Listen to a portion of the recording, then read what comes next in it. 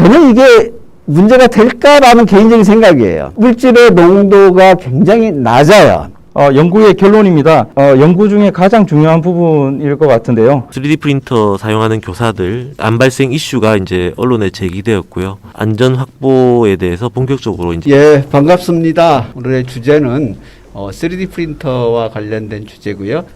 먼저 오늘 참석하신 분들 소개를 좀 드리겠습니다. 저는 오늘 사회를 맡은 환경보건분과 위원장으로 있는 이윤군이라고 합니다. 반갑습니다. 그리고 오늘 두 분의 발제자가 계시는데요. 한 분은 우리 지금 분과에서 올해 요 3D 사업을 쭉 진행을 해오신 분과 위원님이 계십니다. 우리 고도현 위원님 소개해드리겠습니다. 안녕하십니까. 고도현입니다. 예, 그리고 두 번째 발제는 사실은 우리 지금 3D 프린터의 국내 전문가가 그렇게 많지 않습니다. 안전공단의 산업안전보건연구원에서 이런 연구를 그동안에 진행을 해왔고요. 그래서 그 진행됐던 결과의 일면을 아마 오늘 좀 설명을 해주실 겁니다. 예, 안녕하십니까. 김성호입니다. 네. 이 환경보건 또 산업보건의 전문가이십니다. 굉장히 많은 연구 활동을 해오셨고요. 또 특히 우리 취약계층과 관련돼서 굉장히 관심이 많으신 우리 그 방송통신대학교의 박동욱 교수님 소개해드립니다. 네. 예, 그 다음에 우리 두 번째로는 우리 초등학교에서 아이들하고 이런 문제들을 아마 고민들을 굉장히 많이 하셨을 것 같은데요. 우리 해밀초등학교의 이건호 선생님. 안녕하세요. 예. 그리고 세 번째는 우리 3D 프린터와 관련돼서 직접적인 당사자일 수도 있을 것 같아요. 큐비콘의 박상민 팀장님이었습니다. 네. 네. 그리고 마지막으로 우리 여기 주무부처죠. 우리 현재로서는 가장 밀접하게 관련이 돼 있을 것 같습니다. 우리 최동원 과장님. 네, 반갑습니다. 네. 안녕하십니까. 치민과학연구소 고도현 소장입니다. 그 외부에서 이제 어린이들의 건강보호를 위해서 인조잔디용 고무분말 안전기준은 있습니다. 근데 지금 나노 입자이고 휘발성 유기화합물 등 이제 각종 유해물질이 나오는 3D 프린팅 필라멘트에 대한 안전기준은 없습니다. 이에 대해서 안전기준 관련된 담당 부처를 이제 토론 때 꼭 말씀을 해주셨으면 좋겠습니다. 이제 장처럼 아예 짜서 유해물질이 노출되지 않게 개발한 사례도 있습니다. 그래서 이런데 이제 적극적으로 지원이 필요할 것 같습니다. 안녕하십니까. 산업안전보건연구원 직업환경연구실의 김성호 과장입니다. 19년도 연구의 핵심은 딱 하나였습니다. FDM용 필라멘트의 종류별로 휘발성 유기화합물의 구성비가 어떻게 되는지 한번 저희가 보고자 하였고요. 저희가 한 20여 종을 분석하였는데 이 20여 종 중에 종류별로 나열해 봤더니 한 5종류였다. 그리고 PLA랑 ABS가 가장 많았고, PETG, PVA, 나일론 이렇게 그 종류가 되어 있고, 색상별로 이렇게 저희가 그 연구를 했던 것은 혹시 색상에 따라서 들어가는 물질들이 좀 다르기 때문에 발생하는 어떤 그 물질이 다를까라고 접근했는데 이것은 결과적으로 큰 차이가 없어서 따로 표현하지 않았고요. 그 필라멘트마다 출력 범위가 있습니다. 이게 제조사에서 제공해주는 이 출력 범위는 한 180도에서 한 260도 이렇게 되는 것을 확인하였습니다. 분석 방법인데요. 그 분석 기기는 그 헤드스페이스 가스 크로마토그래프 질량 분석기입니다. 이거는 저희가 이제 헤드스페이스 GCMS 이렇게 좀 부르고 있는데요. 이 분석 기기를 통해서 화학 물질을 추정하였습니다. 이 분석 조건은 이 FDM 필라멘트가 주로 사용되는 온도가 한 200도씨더라고요. 그래서 200도씨에서 한 20분 동안 가열하고 이렇게 챔버를 이렇게 회전시킬 수 있습니다. 한 500rpm으로 이렇게 회전을 시켜서 그때 발생하는 기체를 모아서 분석을 하게 되는데요. 분석 과정은 그림으로 봤을 때 좀 간단해 보이는데요. 이렇게 필라멘트를 적정량 잘라서 이렇게 바이알에 넣고 그것을 이렇게 그 트레이라고 하는 곳에 올려놓습니다. 그러면 이게 기계가 움직이면서 요런 챔버 안에다가 이제 그 바이알을 넣게 되는 거죠. 그럼 요 챔버는 온도를 200도씨까지 올립니다. 그리고 20분 동안 가열하고 이것을 이렇게 양 사방으로 흔들어주면서 이렇게 증기가 잘 발생할 수 있도록 그런 여건들을 만들어내는 거죠. 화학 물질을 추정한다. 이렇게 조금 이해하시면 될 것 같습니다. 연구 결과입니다. 처음에 이제 PLA인데요. 이제 폴리락틱 액시드라고 하는데요. 이 폴리라고 하는 것은 락틱 액시드를 여러 개 이렇게 긴 사슬로 해서 붙였다. 이렇게 의미를 이해하시면 될 것 같고요. 그 옥수수 전분에서 이걸 추출해서 락틱 액시드를 만들고 그리고 거기에서 이제 락타이드를 만들어서 이렇게 쭉 붙였다라고 보시면 되는데 화학식 구조는 이렇게 됩니다. 이제 그래서 아마 요런 그 어떤 친환경 소재의 어떤 기준에 맞아지면 이건 친환경 소재로 되지만 이 친환경 소재를 가지고 필라멘트를 가정해서 다시 첨가제가 들어갈 수 있는 부분들이 있거든요. 그래서 그것을 이렇게 이제 분석하면 어떤 물질이 나오는지 이제 그 표를 통해서 조금 보여드리도록 하겠습니다. 결과입니다. 이 표를 조금 설명을 좀 드릴 텐데요. 처음에 이제 PLA를 한 10종 정도 그리고 이제 나왔던 이제 분석 물질들을 했고요. 이 분석 물질들 간의 분자량과 끓는 점을 표시하였고 독성 정보 그리고 거기에서 구성비가 어떻게 되는지 그 뒤쪽에 가로로 표시된 것은 10개를 저희가 시료를 분석했는데 10개 중에 몇 개의 시료에서 이 물질들이 나왔는지를 표현하였습니다. 위쪽에 이제 그 첫 번째 락타이드랑 메틸 메타크릴레이트 같은 경우에는 PLA의 모노머 성분이다. 이렇게 저희가 그 말할 수 있는데요. 그것은 그 아래쪽에 레퍼런스로 했던 이 그 문헌에 보니까 그 PLA의 경우에 그 락타이드랑 메틸 메타크릴레이트가 나온다. 이렇게 되어 있기 때문에 이렇게 표현하였고요.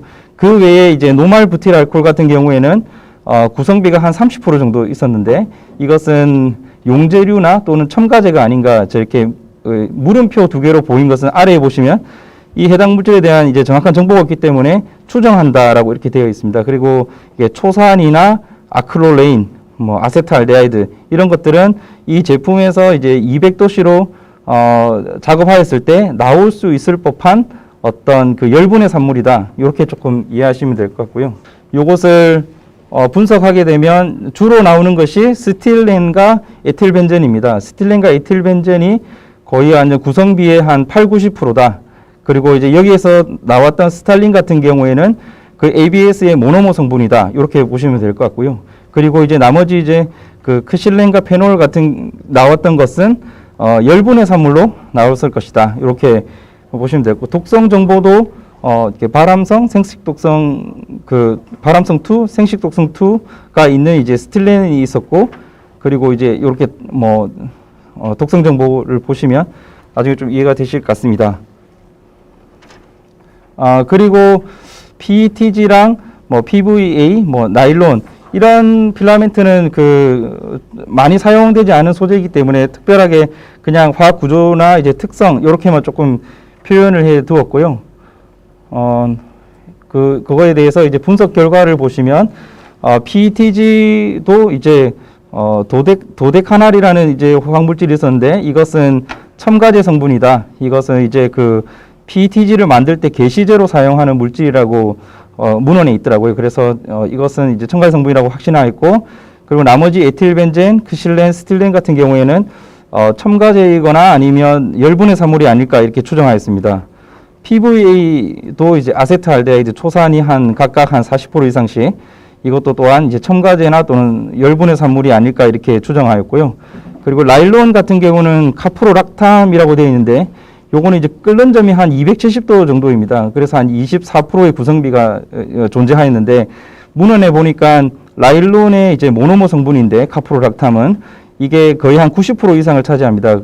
그게 이렇게 좀 다르게 나왔던 것은 아무래도 끓는 점이 270도고 저희가 분석하는 분석 조건이 200도이기 때문에 이러한 끓는 점의 차이로 인해서 이렇게 좀 차이가 있지 않았나 이렇게 생각을 정리하였습니다.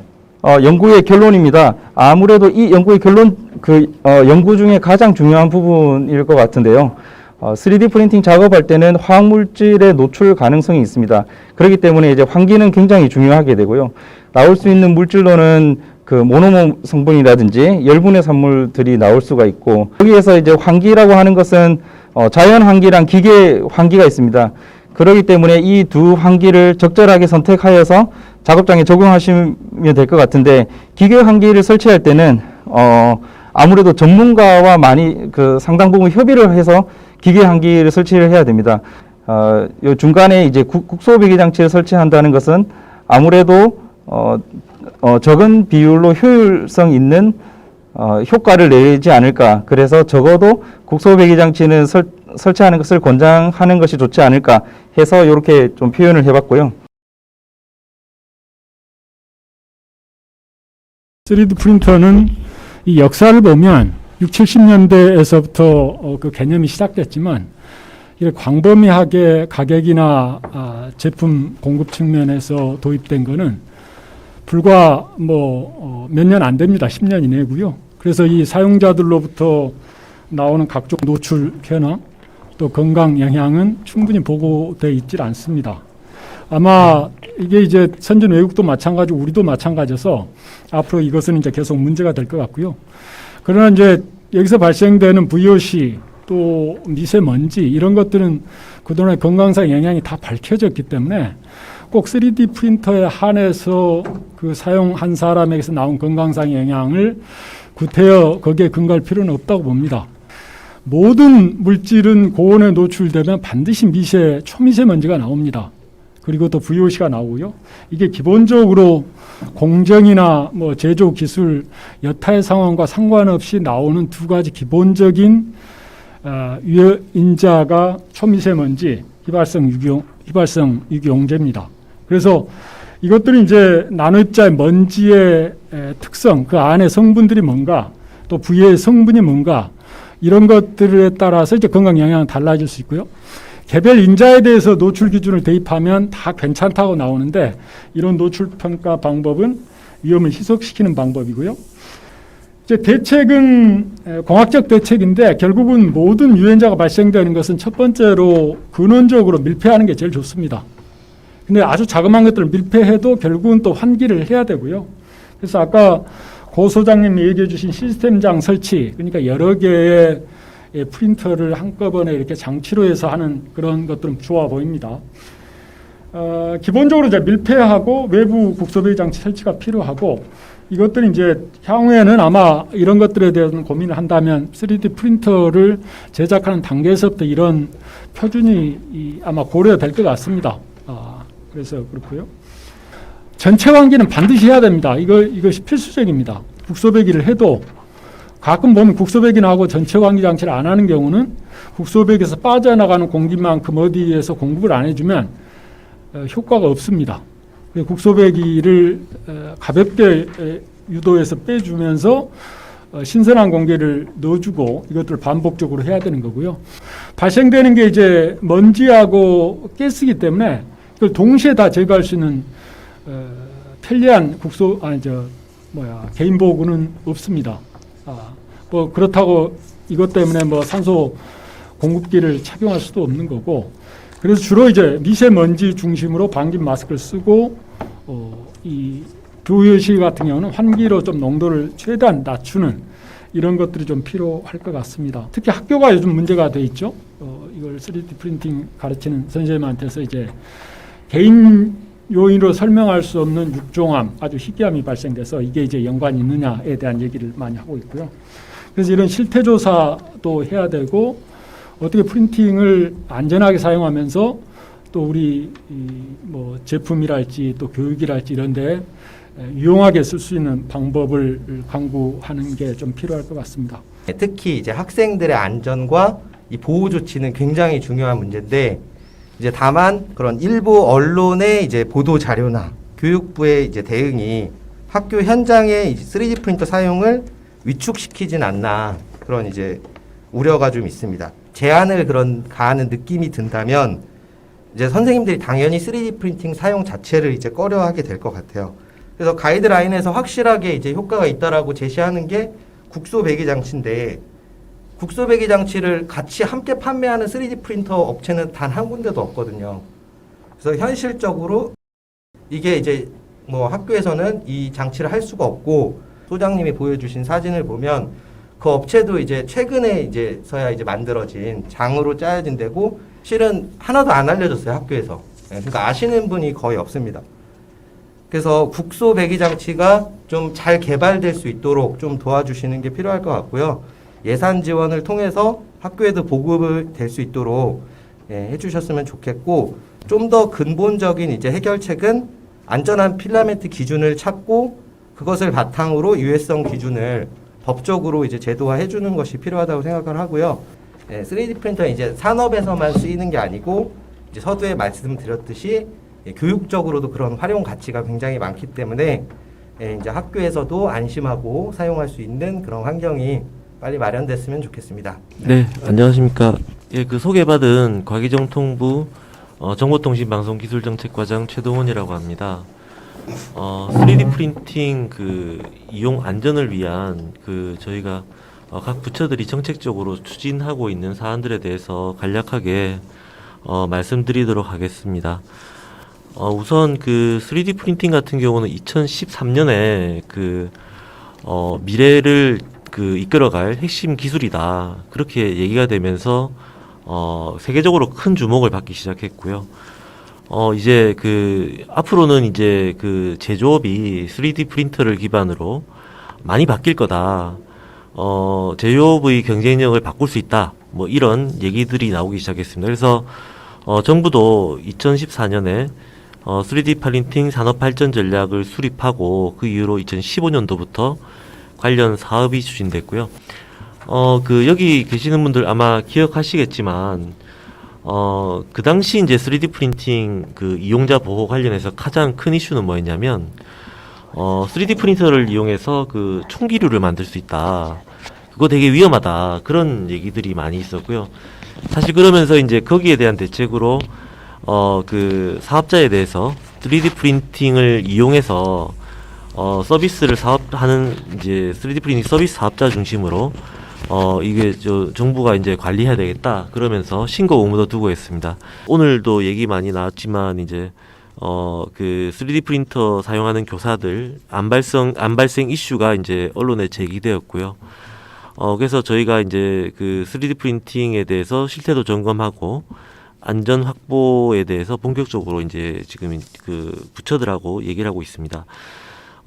사실 그 저희가 안전 방안에 대해서 검토하기 위해서 뭐 그 전문기관이라든지 또 그 산업계 그리고 교사님 분들 그런 분들과 같이 이제 그 여러 차례 수차례 회의도 하고 또 그리고 관련 부처 협의체 지금 이제 과기정통부, 산업통상자원부, 고용노동부, 교육부, 중소기업 벤처부, 환경부 이렇게까지 다 포함을 해서 그 3D 프린팅 안전 대응반을 지금도 사실 운영을 해서 이제 부처 간에 협의할 사안들이 있으면 그 통로를 통해서 협의를 진행하고 있습니다. 그래서 사실 저희가 그 3D 프린팅 안전 이슈에 대해서는 정말 정말 중요한 이슈로 생각을 하고 아주 진지하게 지금 접근을 해 나가고 있고요. 사실 그 정부 입장에서는 지금 여러 가지 고민을 사실 많이 하고 있습니다. 이걸 기준을 만들어서 법으로 의무화시키고 세게 규제를 해야 되나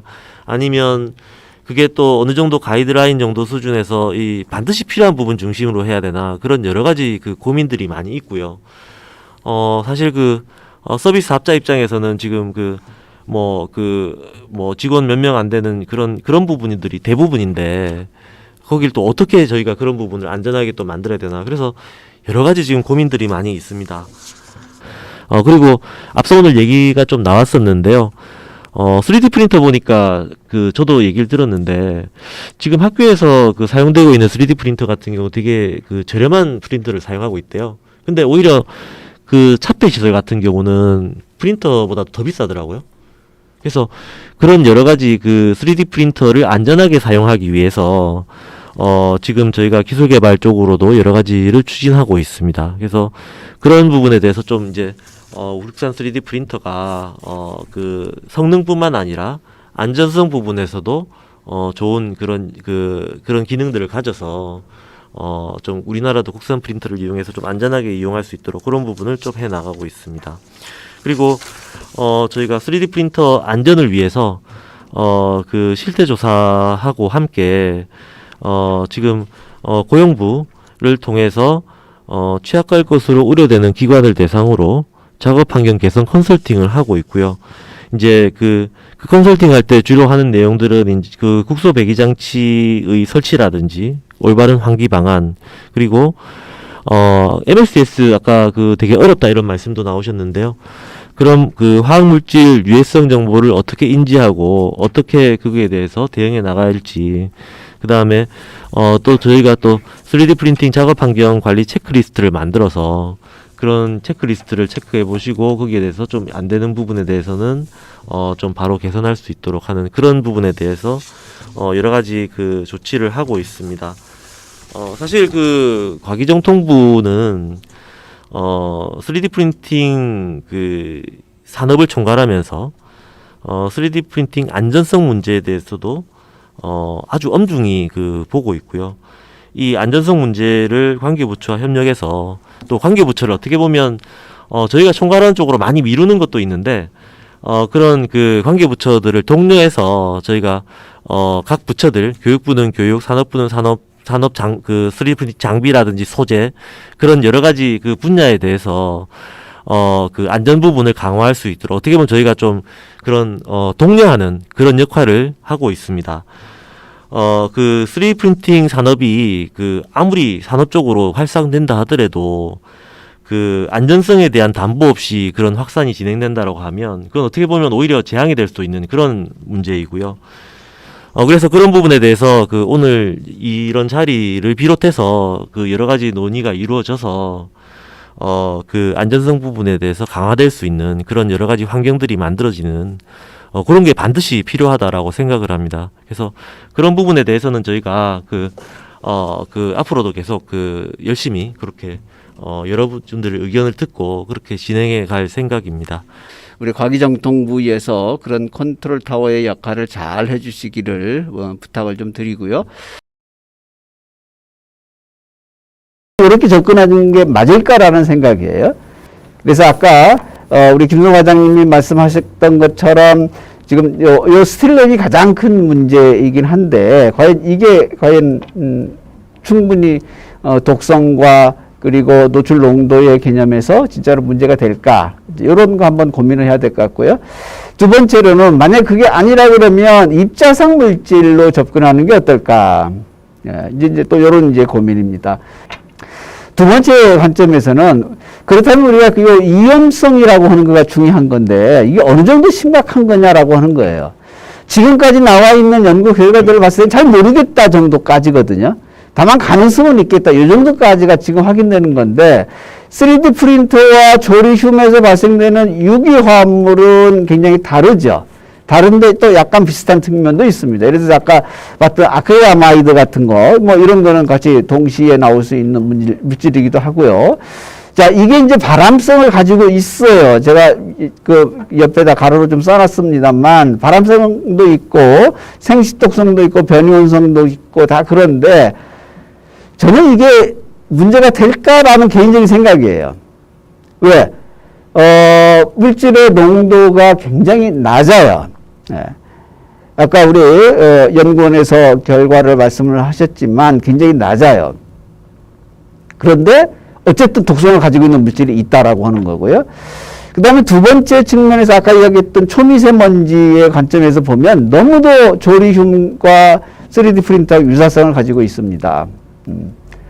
첫 번째 유사성은 온도에 민감하게 유해성 정도가 달라진다라고 하는 유사성을 가지고 있고요.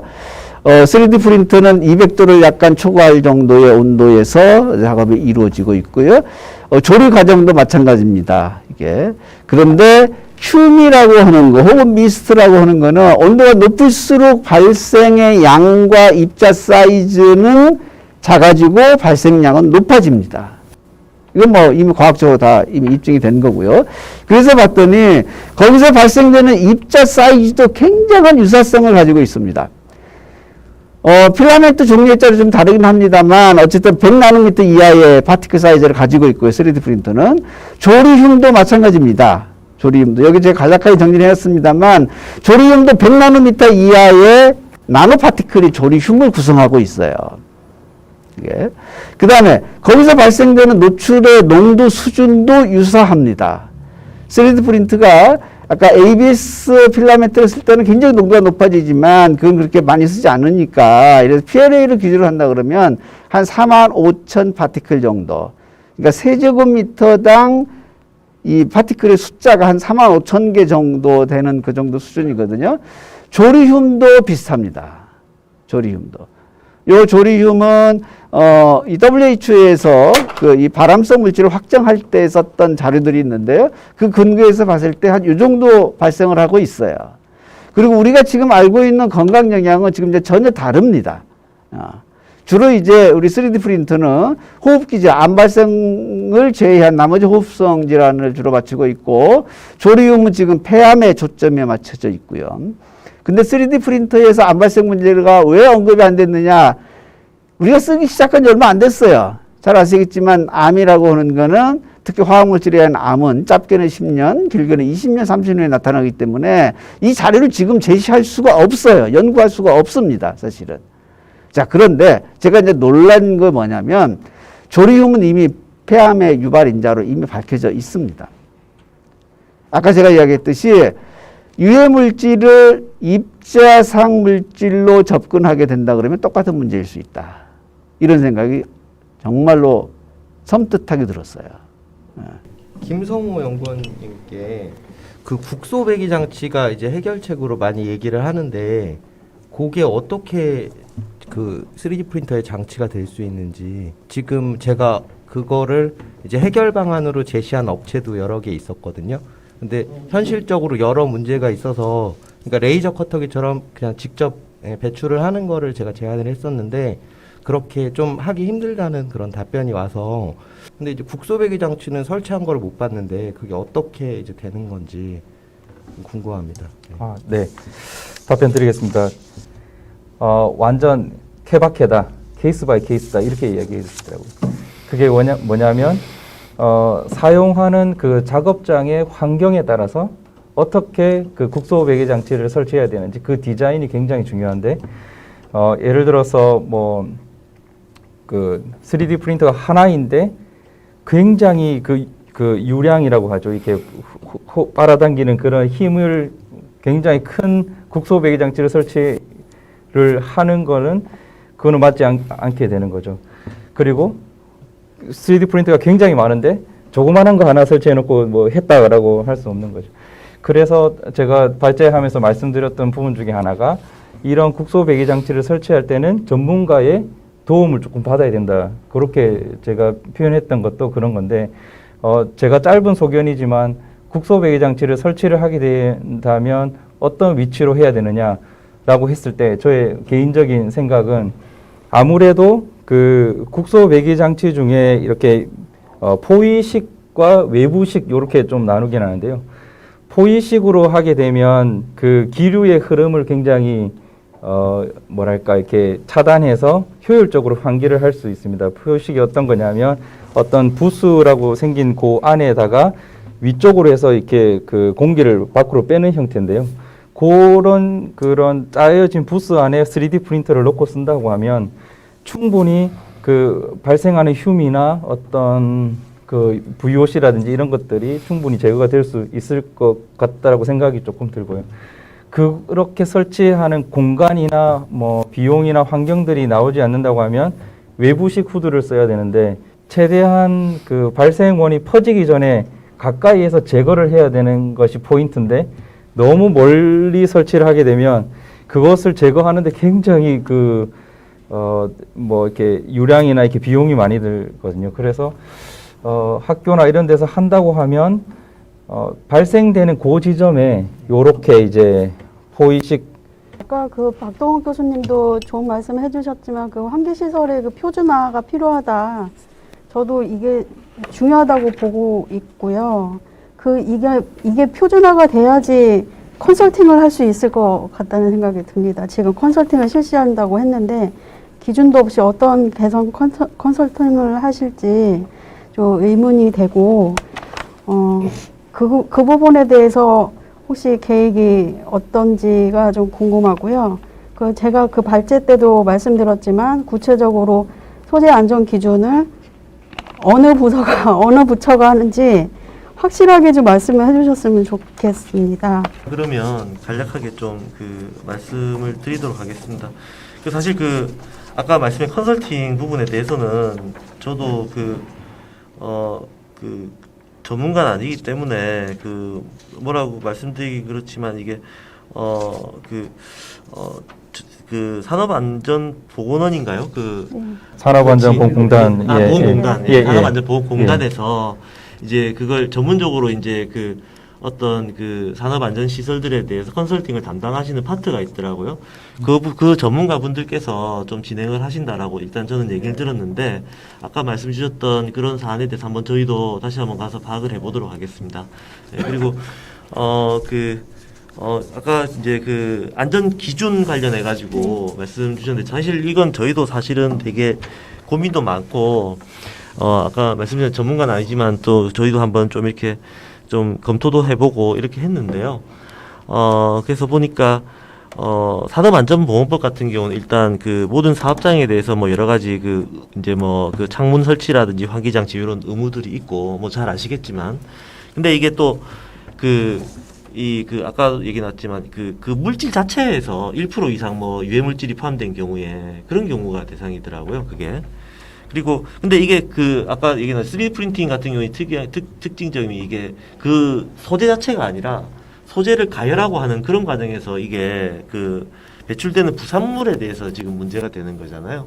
근데 그래서 지금 또 보니까 고용부에서 또 나온 자료를 보니까 화학물질 및 물리적 인자의 노출 기준 해가지고 공기중 노출 기준 자료에 대한 어떤 지준치도 또 있긴 하더라고요. 고용부에서도. 근데 지금 이제 다만 이제 문제는 아까 말씀드린 이제 공기중 노출 기준에 대해서 이제 일정 유해 물질을 포함할 경우에 그때 또 작업 환경에 대해서 전문가를 통해 측정하고 또 문제가 되면 조치 의무도 부과하고 있고 그런 규제들이 있는데, 그 역시도 3D 프린팅 같은 경우는 물질 자체에 유해 물질이 포함이 안 돼 있기 때문에 또 그 규정도 이제 의무화 대상으로 또 빠져 있더라고요, 또 보니까. 그래서 그런 한계가 있는 상황이고, 근데 이게 3D 프린팅 또 아까 공기 중에 나오는 부산물, 그 부분에 대해서는 또 어떤 부분이 있냐면, 부산물을 할 때 이게 작업 단계라든지 아까 또 열에 따라서 또 온도에 따라서도 아주 큰 영향을 미친다고 그러셨잖아요. 그러니까 그러면 작업 단계라든지 측정 위치라든지 측정 방법이라든지 그거에 따라서 이 부산물이 또 어떨 때는 이게 나오고 어떨 때는 저게 나오고 이게 또 되게 바뀐대요, 또 이게. 그래서 그런 부산물의 종류나 발생량 이런 결과들이 되게 상이하고, 그래서 그런 지금 이제 그런 부분에 대해서 일단 표준화가 만들어져야 되겠다. 3D 프린터가 이제 3D 프린팅 작업을 할 때 그러면 어떻게 측정하고 어떻게 그것들을 우리가 받아들여야 되는지, 그래서 그 부분에 대해서 지금 산업부에서 3D 프린팅 작업 중 발생하는 부산물의 측정에 대해서 지금 ISO라든지 국제표준, ISO라든지 그다음에 KS 국내 표준, 이런 표준화 작업들을 일단 지금 당장 1차적인 단계로 시작하고 있다. 제가 그런 얘기를 일단은 들었고요. 그래서 그 부분에 대해서 일단 1차적으로 만들어지고, 그 다음에 그게 이제 그럼 어떤 기준이 나왔다면, 이게 공기 중에 있는 물질에 대해서 어떤 안전이라는 거는 상당히 또 어려운 부분이긴 한데, 그런 부분에서 연구를 해서 이제 단계적으로 그런 부분을 이제 해야 되지 않을까. 또, 이 부분에 대해서는 일반적으로는 이제 3D 프린팅 장비라든지 소재를 담당하는 부서가 산업부이긴 한데요. 그런 부분은 산업부와 같이 이제 협력해가지고 저희도 독려하고, 제가 아까 초반에 말씀드렸지만 가기정통부에서 총괄은 하고 있지만 다른 부처들이 이제 산업적인 측면보다도 안전 측면에서 하기 위해서 저희가 독려도 하고 이끌어도 하고 이제 그렇게 얘기를 하고 한다고 말씀을 드렸는데, 그런 역할들을 좀 강화해서 좀 그런 게 이제 단계적으로 이제 좀 안전을 위해서 여러 가지 노력들이 진행돼야 되지 않을까, 그런 생각을 합니다.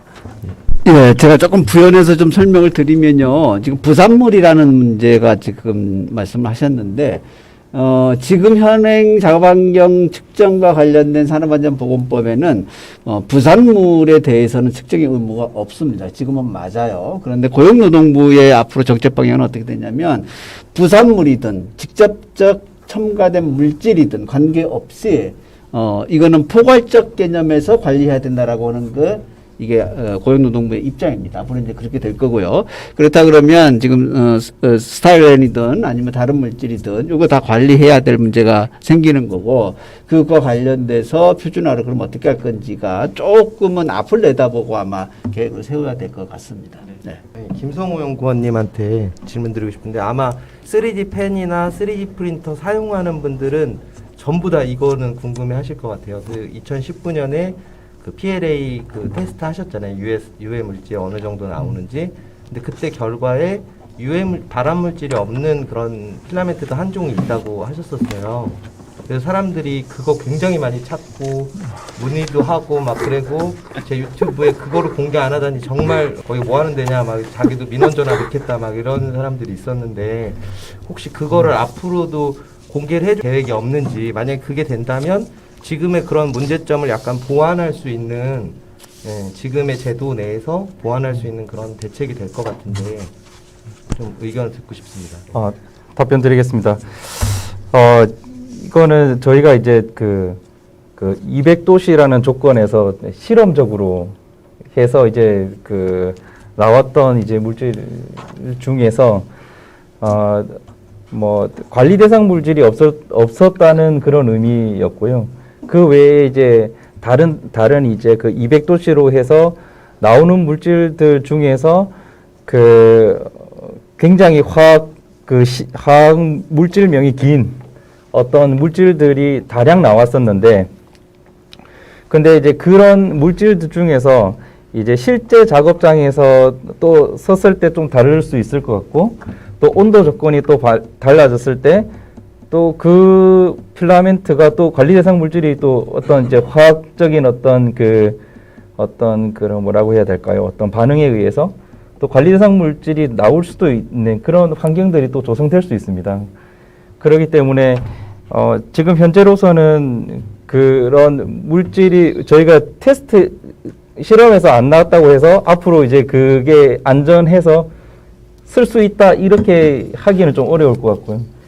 그런 어떤 또 작업하는 상황에 따라서 또 만약에 그 필라멘트가 정말 안전한 필라멘트라면 좀 더 연구를 좀 더 해봐야 되는 그런 문제들이 있기 때문에 그런 부분에서는 그때 아마 우리 부장님께서 그렇게 답변을 드렸던 걸로 기억하고 있습니다. 아마 이렇게 이해하시면 될 것 같아요. 그 발암물질이 있느냐 없느냐가 상수가 아니라는 거죠. 그 필라멘트에 그 물질이 있다 없다의 상수가 아니라 그러니까 가열을 했을 때 그렇죠. 거기에 따라서 나올 수도 있고 안 나올 수도 있기 때문에 그거를 딱 공개하기는 굉장히 어려운 거죠. 그게 특정 조건에서 나오기 때문에 일반 환경에서랑 다를 수 있다는 말씀이잖아요. 그런데 그렇죠. 소비자 입장에서는 그 실험 조건을 설명을 해주고 그 업체명도 공개를 해주는 게 알 권리를 위해서 저는 더 필요하다고 그렇게 생각을 합니다. 예. 그런 이제 실제 환경과 다를 수 있다는 그런 부언을 해주면서. 네.